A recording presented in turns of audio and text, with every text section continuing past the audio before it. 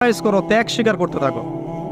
ইন্না শানিয়াকা হুয়াল আবতার, যারাই তোমার শত্রুতা করবে, হকের উপর তুমি আছো, যারাই তোমার শত্রুতা করবে হুয়াল আবতার, লেজ কাটা হয়ে যাবে, ধুলোয় উড়ে যাবে ইনশাআল্লাহ। হকের উপর আপনি থাকেন, যারা আপনাকে প্রতিবন্ধকতা সৃষ্টি করার চেষ্টা করবে, আল্লাহ পাক স্বয়ং তাদেরকে ধুলো বানিয়ে উড়িয়ে দিবেন ইনশাআল্লাহ। এটাই আল্লাহর সুন্নাহ, যুগে যুগে এটাই হয়েছে।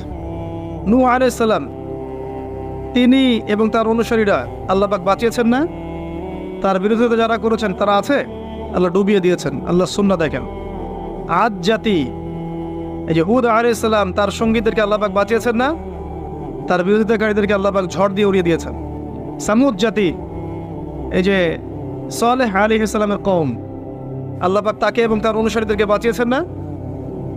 দুনিয়া আখিরাতে সম্মানিত করেছেন না? তার বিরোধিতাকারীদেরকে আল্লাহ পাক বজ্রপাত দিয়ে ধ্বংস করে দিয়েছে। ফিরআউন, এর পুরো